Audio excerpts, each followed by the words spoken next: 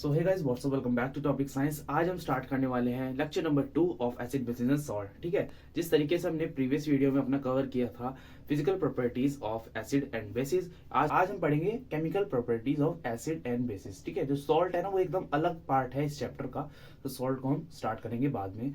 इस तरीके से आज क्रिसमस है, तो merry Christmas to you all. तो चलिए स्टार्ट करते हैं। पहला टॉपिक हम स्टार्ट कर रहे हैं केमिकल प्रॉपर्टीज ऑफ एसिड। देखो, आपको पढ़ना क्या है केमिकल प्रॉपर्टीज ऑफ एसिड में। हम ना एसिड को तरह तरह की चीज़ों से रिएक्ट कराएंगे और देखेंगे क्या बनता है। ठीक है, तो फर्स्ट हमारा आता है reaction of acid with metal. जब कभी एसिड कोई रिएक्ट करता है मेटल से तो क्या होता है, देखिए। Acid react with metal to form hydrogen gas. जब कभी भी कोई एसिड एक मेटल से, किसी भी मेटल से रिएक्ट करता है तो वो आपका हाइड्रोजन गैस को इवॉल्व करता है। लाइक इन द फिगर, आपको फिगर देखिए, H2SO4, हमने एक बीकर में H2SO4 लिया, उसमें हमने जिंक डाल दिया, थोड़ा सा जिंक मेटल, हमें क्या मिलता है, ZnSO4 मिलता है और आपकी हाइड्रोजन गैस इवॉल्व होती है। यहाँ पर अगर हम जिंक की जगह कोई और मेटल ले लेते तब भी हमें हाइड्रोजन गैस मिलती। यहाँ पर आप जिंक की जगह कोई भी मेटल ले लो, दुनिया में जितने मेटल है आपको सबके साथ अगर आप रिएक्शन कराओगे H2SO4 की तो आपको हाइड्रोजन गैस ही मिलेगा। अच्छा, ये हाइड्रोजन गैस क्या है, ये हाइड्रोजन गैस, सॉरी कह रहा हूँ, ये H2SO4 क्या है, ये आपका एसिड है। ठीक है, एसिड के साथ ही तो करानी है ना मेटल की रिएक्शन, इसीलिए हमने रिएक्शन कराई, हाइड्रोजन गैस लिबरेट हुई। आपका अगला पॉइंट आता है this gas burn with pop sound. अब ये जो हाइड्रोजन गैस बनी है, अगर आप इसके ऊपर फ्लेम लाते हो तो वो ना पॉप साउंड करेगा। ठीक है, पॉप साउंड के साथ बर्न होगा, तो इसकी प्रॉपर्टी है हाइड्रोजन गैस की।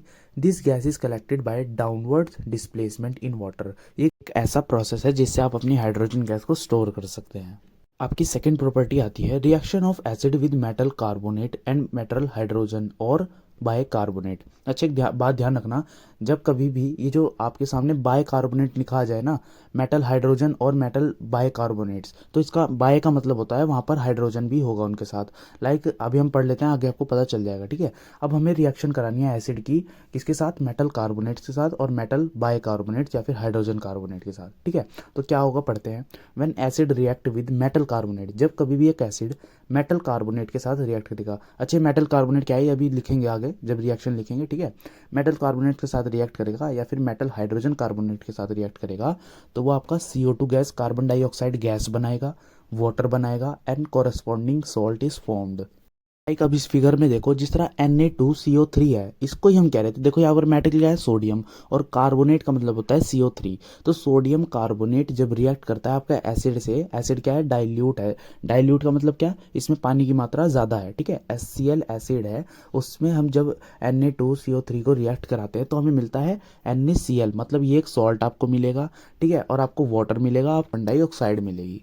ये देखो, ये जो सेकंड इक्वेशन आई है ना भाई, ये गलत लिखी गई है, आई एम सो सॉरी। देखो, सेकंड इक्वेशन में NaHCO3 है। ठीक है, NaHCO3 कार्बोनेट है ना, तो यहाँ पर 3 लगा लेना, वो गलती से छोड़ गया एडिटिंग में। तो चलिए पढ़ते हैं हम। तो मैं बार बार कह रहा था sodium bicarbonate, bicarbonate का मतलब होता है हाइड्रोजन लगना। ठीक है, अब यहाँ पर देखो क्या लिखा हुआ है, NaHCO3 है। ठीक है, अब यहाँ पर H लग गया ना एक्स्ट्रा, जिस तरह फर्स्ट इक्वेशन में H नहीं था तो यहाँ पर H लग गया। इसी तरीके से हम इसको क्या बोलेंगे, सोडियम हाइड्रोजन कार्बोनेट या फिर सोडियम बाइकार्बोनेट। तो जब ये रिएक्ट करता है डाइल्यूट एसिड से तो ये बनाता है, वही सॉल्ट बनाता है NaCl, और आपका वाटर बनाता है और आपका कार्बन डाइऑक्साइड बनाता है। अच्छा, अब ये जिस तरीके से कार्बन डाइऑक्साइड आपकी बनी, अब हमें पता कैसे चलेगा, तो इसके लिए हमें एक टेस्ट करना होता है जिसका नाम है टेस्ट ऑफ CO2 गैस। अब ये आपने चैप्टर नंबर 1 में ही पढ़ा था। ठीक है, डिकम्पोजिशन ऑफ कैल्शियम कार्बोनेट के वक्त। तो क्या करते हैं हम इसमें, when CO2 gas is pass through lime water, जब कभी भी CO2 गैस को हम लाइम वाटर से पास करते हैं, it turns milky due to the formation of white precipitate. भाई ये भी तो मेटल कार्बोनेट ही है, इस तरीके से कैल्शियम, क्या कैल्शियम कार्बोनेट क्या है, वो मेटल कार्बोनेट है। ठीक है, उसमें से अगर हम कार्बन डाइऑक्साइड गैस को पास करेंगे तो उसका सॉल्यूशन कैसा हो जाएगा, एकदम मिल्की हो जाएगा। क्यों, बिकॉज वाइट प्रेसिपिटेट बन जाएंगे। But if the gas is pass in axis, अगर हमने ज़्यादा गैस CO2 की पास कर दी तो वो जो आपका सॉल्यूशन है ना वो एकदम क्लियर हो जाएगा, मतलब ट्रांसपेरेंट हो जाएगा। It is the formation of calcium hydrogen carbonate. ठीक है, which is soluble in water, जो आपका पानी में घुल जाता है। देखो, जैसे आपने कार्बन हाइड्रोक्साइड को CO2 गैस उसमें पास करी तो आपको मिला कैल्शियम कार्बोनेट और वाटर। ठीक है, अब हम इसमें से जब CO2 गैस पास करेंगे कैल्शियम कार्बोनेट और वाटर में, तो हमें क्या मिलेगा, कैल्शियम हाइड्रोकार्बोनेट। ठीक है, या फिर कैल्शियम बाइकार्बोनेट। तो इन रिएक्शंस को आप लर्न कर लीजिए। थर्ड हमारा आता है जब हम रिएक्ट कराते हैं एसिड को बेस के साथ। ठीक है, अभी तक हमने क्या पढ़ा, एसिड को मेटल के साथ, एसिड को आपका मेटल कार्बोनेट के साथ, अब हम पढ़ेंगे एसिड को बेस के साथ।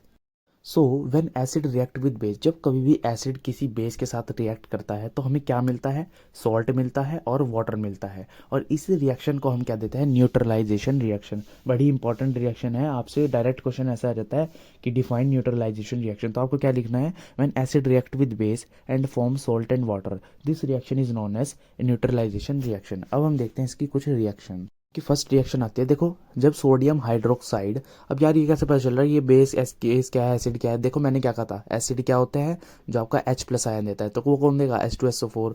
और OH नेगेटिव आयन देते हैं बेस, तो NaOH क्या होगा, बेस। अब जब बेस और आपका एसिड रिएक्ट कर रहे हैं तो आपको क्या मिल रहा है, देखो सॉल्ट मिल रहा है, Na2SO4, ये एक सॉल्ट है, और आपको मिल रहा है वाटर। सेकेंड रिएक्शन में देखिए, जब HCl एक एसिड जब बेस के साथ रिएक्ट करता है NaOH के साथ, तो आपको क्या मिल रहा है, NaCl। भैया NaCl तो एकदम फेमस सॉल्ट है, ठीक है, नाम इसका याद कर लो, NaCl। और आपको क्या मिला, वाटर। एट द एंड इसकी फॉर्म क्या बैठी, जब कभी भी एसिड रिएक्ट करता है बेस से तो आपको मिलता है सॉल्ट प्लस वाटर। इसी रिएक्शन का नाम हो जाता है न्यूट्रलाइजेशन रिएक्शन। अब हमें पढ़नी है कुछ practical application of neutralisation reaction. ठीक है, ये काम कहाँ पे आती है न्यूट्रलाइजेशन रिएक्शन। फर्स्ट पॉइंट आपका, acidity of soil is removed by adding basic slaked lime. अगर आप गांव से बिलोंग करते हो या फिर आप गांव में आपके कोई भी रिश्तेदार वगैरह रहते हैं तो आप उनसे पूछ लेना, आपकी जो मिट्टी होती है ना, सॉइल होती है जिसमें आप मतलब उगाते हैं जो भी धान, मतलब जो भी कहते होंगे वहाँ पर, ठीक है, चावल वगैरह जो भी उगते हैं, तो वहाँ ना कभी कभार जो आपकी सॉइल होती है वो एसिडिटी हो जाती है, मतलब एसिडिक हो जाती है। तो उसमें ना हम चूना घुमा देते हैं, मतलब चूना फेंक देते हैं पूरी पूरी सॉइल में, पूरी पूरी फील्ड में। वो क्या करता है, उसकी एसिडिटी को खींच लेता है। ठीक है, इस लेग लाइन क्या होता है आपका, चूना। सेकंड पॉइंट आपका आता है एंटा एसिड टैबलेट। ठीक है, एंटा एसिड टैबलेट मतलब जो एंटा एसिड मतलब जो एसिड को खत्म करती है। ठीक है, बेसिक एक टैबलेट होती है कंटेनिंग बेसिक मैग्नीशियम हाइड्रोक्साइड। ये मैग्नीशियम हाइड्रोक्साइड क्या है, ये एक बेस है। ठीक है, वो उसके अंदर होता है एंटासिड टैबलेट के अंदर। Are given to a person suffering from acidity, जब कभी भी आपको एसिडिटी हो जाती है तो सब आपको डॉक्टर्स वगैरह क्या प्रेफर करते हैं कि आप एंटासिड की एक टैबलेट ले लीजिए जिसमें होता है आपका मैग्नीशियम हाइड्रोक्साइड। तो बस ये आपके दो यूसेस थे। अच्छा, ये ना MCQ के तौर पे आ सकते हैं, तो इनको अच्छे से करो। ठीक है, अब हमें पढ़नी है फोर्थ प्रॉपर्टी जिसका नाम है reaction of acid with metal oxide. अब आपको रिएक्ट कराना है एसिड को मेटल ऑक्साइड के साथ।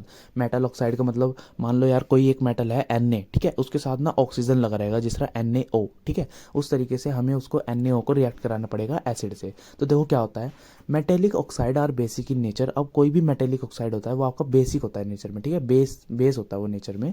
सो acid react with metal oxide to form salt and water. अच्छा, ये भी एक टाइप हो गया ना न्यूट्रलाइजेशन रिएक्शन का, क्योंकि जब न्यूट्रलाइजेशन रिएक्शन में एसिड और बेस रिएक्ट कर रहे थे तो आपको क्या मिल रहा था, सॉल्ट प्लस वाटर।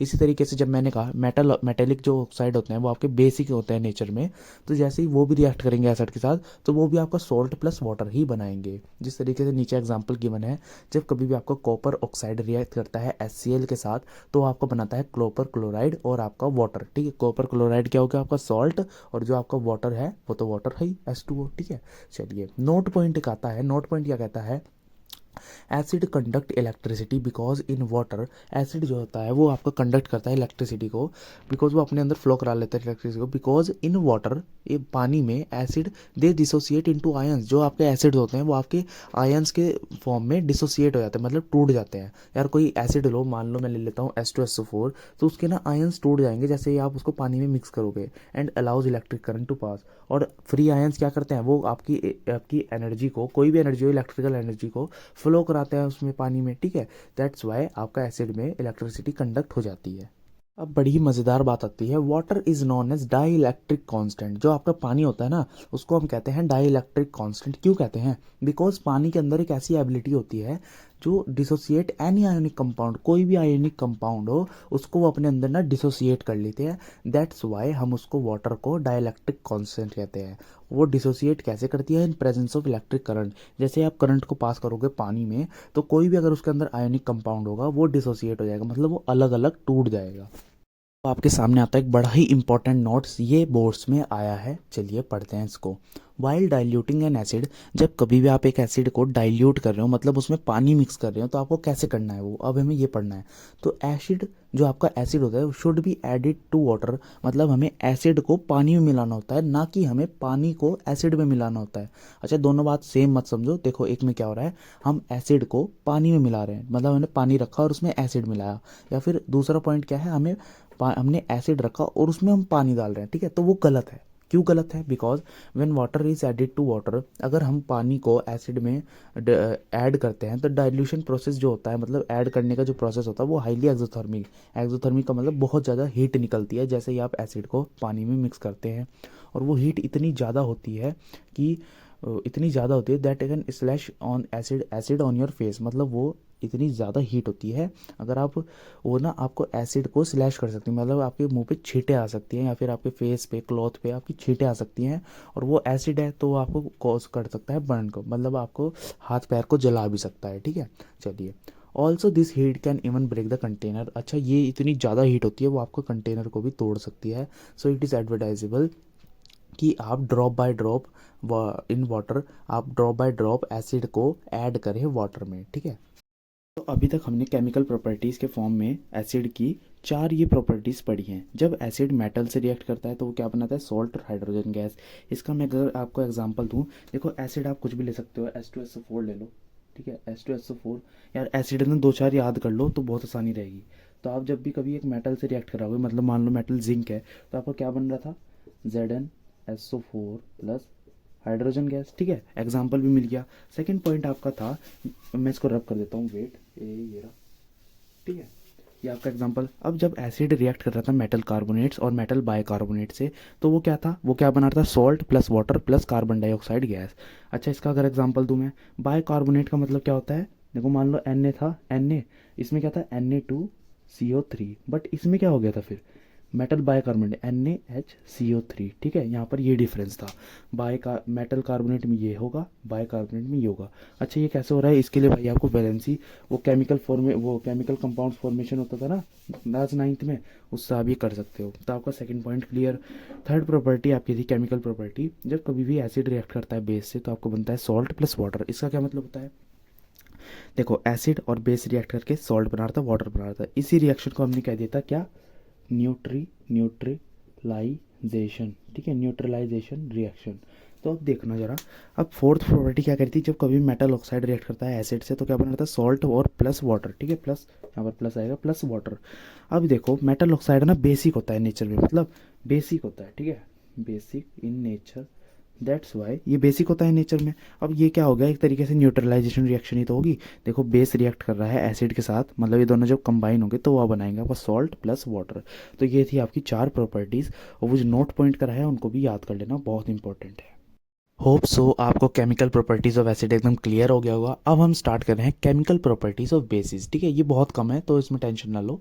देखो क्या है, reaction of basis with metal. अच्छा, हमने पहली प्रॉपर्टी क्या पढ़ी थी एसिड में, reaction of acid with metal. अब हम इसमें क्या पढ़ रहे हैं, reaction of basis with metal. अब हम बेस को ही मेटल से रिएक्ट कराएंगे तो देखो क्या होगा, strong base react with metal to form hydrogen gas. अब इसमें भी वही चीज़ हो रही है, स्ट्रॉन्ग बेस जो होता है ना, ताकतवर बेस, जब हम उन्हें रिएक्ट कराएंगे मेटल से तो वो बनाएंगे हाइड्रोजन गैस। इसका एग्जाम्पल आप नीचे देख लो।